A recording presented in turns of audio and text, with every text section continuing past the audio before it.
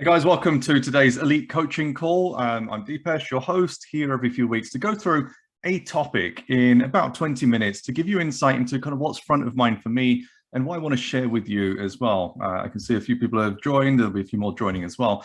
So today's coaching call is going to be about creating bulletproof growth through offer creation. One of the things I see is a lot of confusion around what is an offer, how is an offer constructed, and how does it apply to your client, your prospect even, or your potential customer. So what I want to cover off is a concept that I've been working on called Lifestage offers, and it applies across any business. And I go back 10, 15 years thinking about the different ways we presented solutions, promotions, all kinds of products and services. And I think for me, Lifestage offers really goes deep into helping to understand how to deliver the right offer to the right person. So, you know, with targeting in ads or emails and things like that, you can find out who your right segment is and kind of serve them up, hopefully the right content. But Lifestage offers goes a bit different, goes a bit differently to that as well. So first of all, like, what is a Lifestage offer? For me, a Lifestage offer is thinking about a person or an entity and what life stage they're at. So for example, if we have and I remember working for a hotel company when I joined 2005 for about 4 years, their life stage was very clear. So it was, let's just make that font slightly smaller. So hotel company, let's say hotel B to C life stage was as simple as this. Not retired, retired, but then they also had affluence levels as well. And I'll explain why this matters as well. High and low. Now, just with this information, I can determine what kind of pricing, what kind of package, what kind of upsells, what kind of creative to use, what type of copy, etc., etc. And we were able to do a number of things through this. So first of all, we knew that our core customer that would buy a hotel break, and these were destination breaks. So you'd go to, let's say, a spa hotel for 2-3 days and go and stay there and enjoy it and things like that. And we knew that specifically if someone was not retired, so they're of a certain age, or if they're retired, they want different things. So someone who's not retired, and this is just a generalization, if you're not retired, you're generally younger, healthier, fitter, want to do a bit more partying, want a bit more of an upbeat tempo and environment and things like that. If you're retired, generally speaking, again, and this is, you know, talking about the 60 plus, 65 plus retired market, then you want something a bit slower paced. You don't necessarily want kids running around. You don't want all the chaos and noise and things like that. So even thinking about the products that we had on hand. Now, bear in mind, hotels operate 7 days a week. We had particular products that we could offer customers based on which of these two lifestyles they fitted into. For example, retired people generally had time 7 days in the week. So we could sell them a break between Monday and Thursday, whereas non-retired people who were essentially working could really only go away Friday and Saturday and Sunday. So guess what? When we're presenting the offers to them, if we can serve them the right life stage offer, then we have a higher chance of converting. But specifically for this brand as well, we also went into affluence levels because we understood there were retired people who are very affluent. So they've created a nest egg, they've saved for years and things like that. But there are also many people who were less affluent as well. So again, with our products, we were able to create new packages and new offers where if someone's not that affluent, they can stay in the lower grade hotels. Maybe it's just bed and breakfast, maybe, you know, whatever, they go out for their dinner and things like that. Whereas if they're high affluence, we'll do an all-inclusive break for them. So this was my kind of first experience of understanding what a life stage offer was. Now, I'm going to fast forward to, I think, 2018 when we first figured this out in the agency. Our life stage offers were based on, so here's the thing, like, when we had our when we had our agency in 2018, it was in a very different place. So coming into 2018, we were really kind of understanding who our client was. So we started the agency in 2017, so 12 months into it, we were still figuring things out. But for us, it was an Ecom biz owner, and that was it. And we offered them ads management. So for our products and our offers, it was very basic and very simple. What we didn't realize was, just like this, there were high affluent ecom business owners, there were low affluent ecom business owners, but there are also 3 separate types of customers that were coming to us as well. So they were the starters, the problems, and scalers. So as we kind of got more and more into our lead gen and start to understand our customer better, we realized that there are 3 types of customers coming into our agency. Number one, and in no particular order, number one were those that were looking to start with Facebook ads. Maybe they're on Amazon and they want to start with Shopify, or maybe they're doing Google ads and they want to do Facebook. Maybe it's something where they just want to get started and, you know, they've heard of us or, you know, been in the Facebook group or something like that. So that was number one. Then there were the people that had problems with their ad accounts. So, you know, ad policy issue, or things are okay and now they're not okay. Can you help figure the things out for us?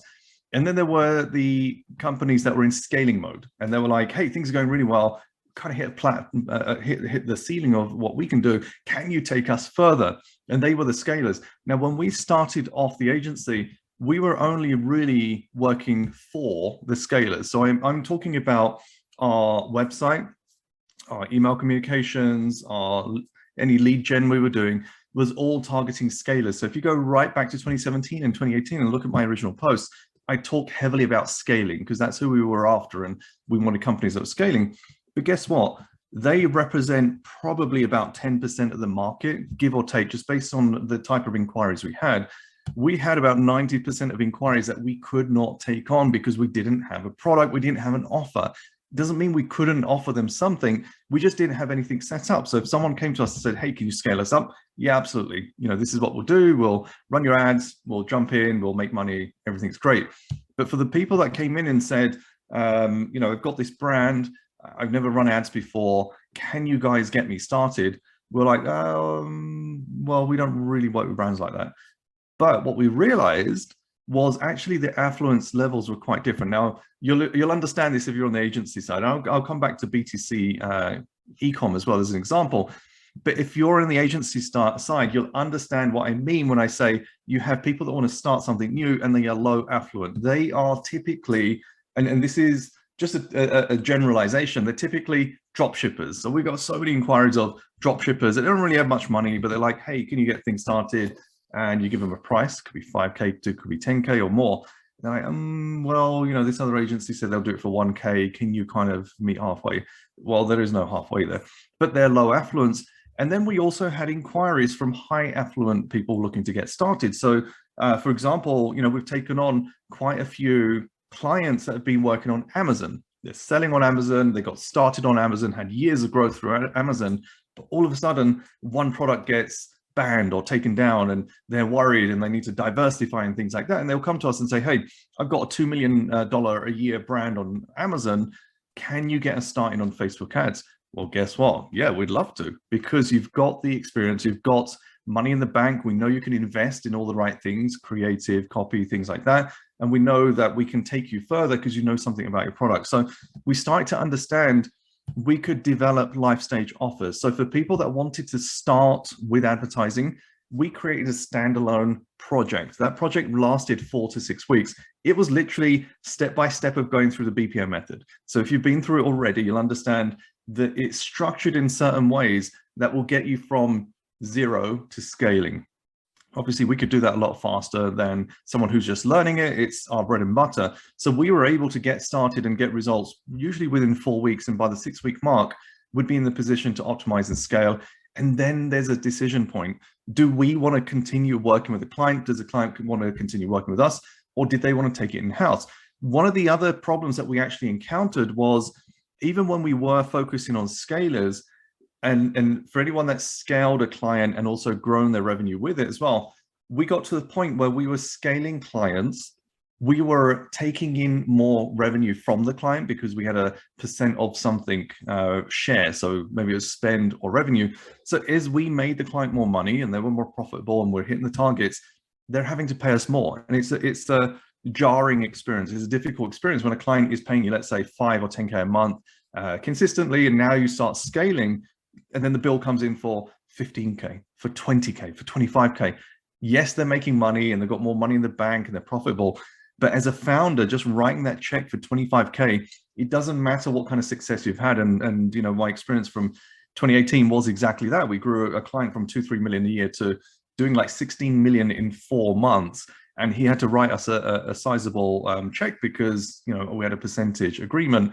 He didn't like it. And, you know, within, I think, a few months after that, he decided to take it in-house. And that's totally fine. But also we learned from that our products need to adapt because, hey, guess what? There's another life stage, which is when someone decides to take it in-house, or they don't need an agency to run their ads.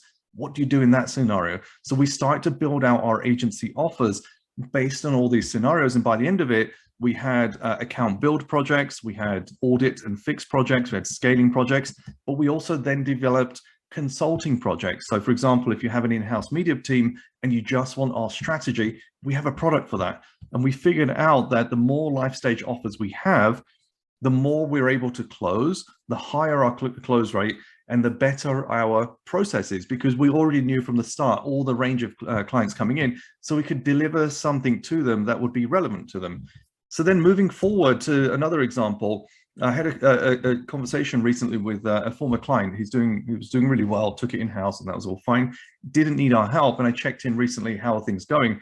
And he said, look, so he has a health supplement. So B2C Ecom, so we'll just put supplement there.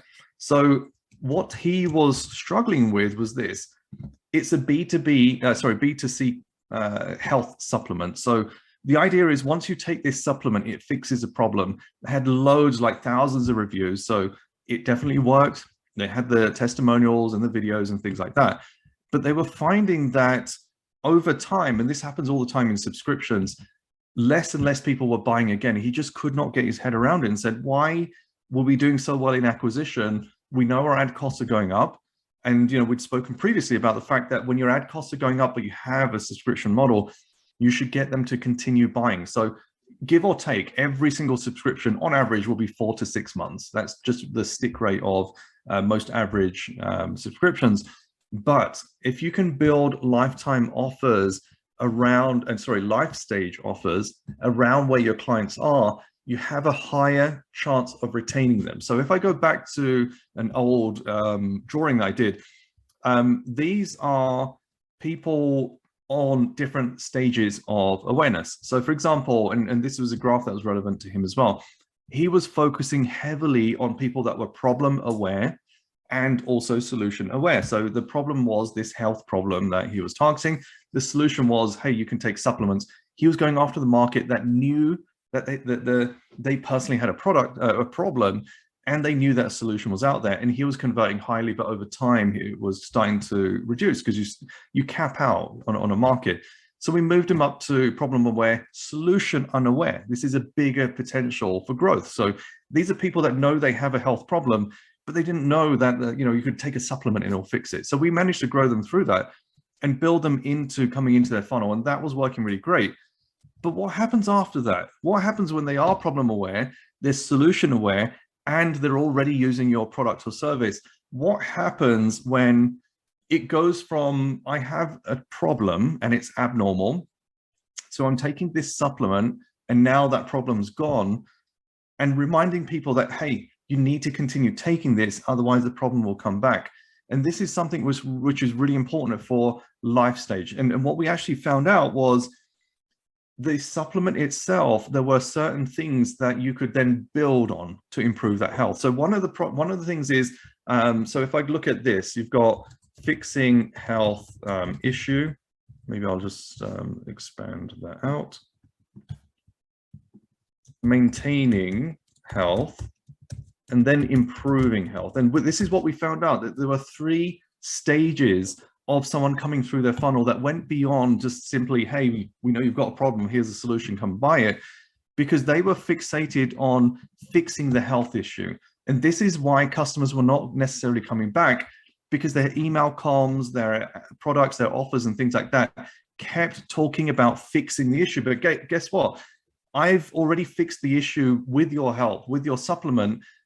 Tell me something else. Tell me how people who are like me are maintaining, and tell me what I can build on from here. And this is what the key thing was that we found was missing was, all right, people now have an improved lifestyle because this health issue is under control and it's maintained.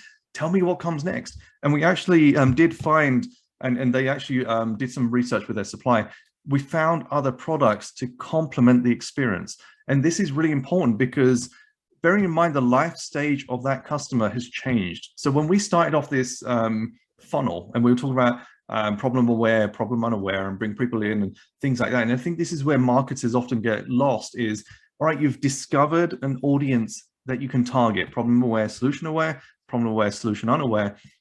How do you actually maintain that conversation? It doesn't even need to apply just to supplements. I'll give you another example of my jewelry brand. And this actually just came out through just chance by looking at what people are searching on the site. So for us, it was all about gifting, but guess what? Gifting happens more than once. And you can call it regifting or whatever it is. We were initially focused on, right, how do we go after the gifting market? And that was broken into men for women, women to men, uncles, aunts, children, grandchildren, all that kind of stuff. So there's so many permutations there.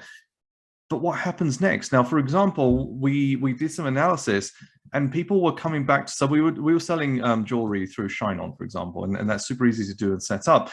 But we were finding that because we were offering personalized jewelry, people were coming back to the website a few months after purchasing and doing searches for other products. And the other products included personalized wallet, personalized watch, personalized XYZ. And it made us realize that although our website was purely focused on jewelry, what was the life stage of these gifters? Where were they right now? So, you know, going all the way back. So, hey, problem aware, you've got an event coming up. Here's a solution. Here's a great jewelry gift for the person in your life that matters and all that kind of stuff. So we were going after these people, but for our existing customers, and bear in mind, we had thousands in our database, we weren't really thinking what comes next for them. Well, what comes next is they've already bought the jewelry and they can already buy it. They can buy again for the same person. If you've bought, for example, something for Mother's Day, then guess what? You're going to have to buy something next year for Mother's Day. And that's where regifting comes through. So it's about building those life stage offers based on your potential prospects. And then once they become customers, how to actually build on that as well. So going back to the agency, for example, through 2017 and 2018, we had a big problem that we were scaling up companies and they were deciding to take ads in-house. By 2019, we developed programs specifically for that problem, which was we will scale you up. And if you want to take it in-house, you've got two options. Number one is your media buyer can continue working with us through the BPM method, the Q&A calls and things like that.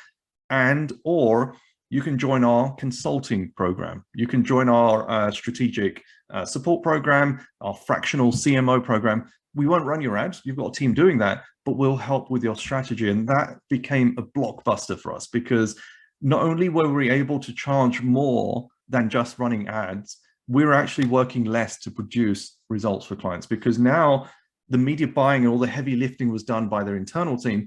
We were just using our brains to drive the strategy. So we actually moved our life stage offer just one notch on and found a new opportunity. And I think that's really, you know, if you think about everything that's happening in the world around us, the pandemics, the economy concerns, competition, everything like that, the businesses that adapt, that have those life stage offers to adapt to everything in the external and everything in the internal. So internal is what you can control. External, you cannot. You cannot stop the pandemic. You cannot stop the economy. You cannot stop your prospect from going to another client if that's what they, an agency or brand or website, whatever it is, if that's what they choose to do.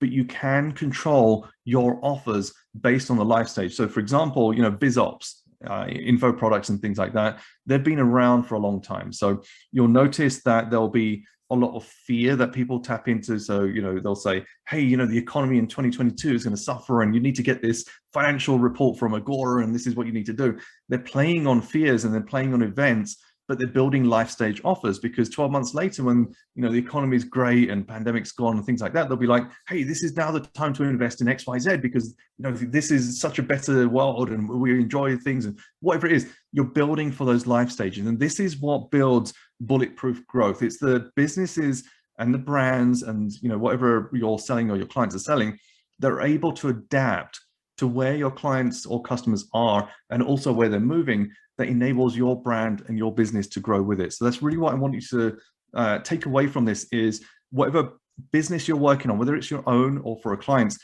think about the life stage of the offer. Now, affluence is always there.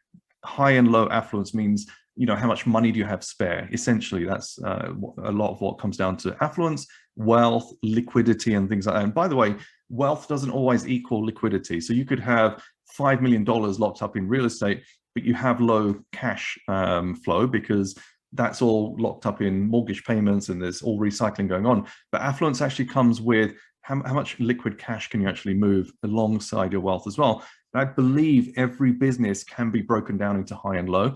You then choose whether you want to go for both high and low. We could, for example, say, hey, we're not going to go after, how do I cross this out? I don't think I can. We're not going to go after low affluent prospects for our leads. We're going to focus on high affluent people that want to start a website, have problems that need solving, because then that translates into our offers and our messaging and our landing pages and our ebooks and the podcasts that go on and things like that, where we talk about, and I remember I learned this from a friend about 10 years ago. He shifted his design agency from just being, hey, we're a really good design agency. He wanted to go after those high affluent clients, and he wrote on the homepage, we're the most premium agency in, I can't remember, Midlands, I think it was, in the UK. By just having the word premium there, it made people think, hey, this is going to be a little bit more expensive. So if you're not in the category of having money to spend, you're probably going to bypass them. And it worked for them because they were able to really make the website feel high class, high experience, high affluence, and they attracted the right leads through. Same could happen in your B2C store. Same happens through whatever you're selling. The perception you build is based on the affluence you're targeting. I even remember when we were creating email banners, I think it was for email campaigns for this hotel brand, even the type of clothing the models were wearing when we were targeting these retired, non-retired, high, low affluence people made a big difference. Because if you're targeting high affluence and the people on the photography look like they're in a summer camp and it looks kind of cheap and things like that, it does impact the perception, the click-through rate, the conversion and things like that. So all of the kind of life stage development work that you put into your brand and developing your offers plays out in every piece of communication as well. So hopefully that gives you a good insight into kind of what's really a big thing that we're working on right now. And I'm keen to know how you're going to use this in your next offer and promotion as well.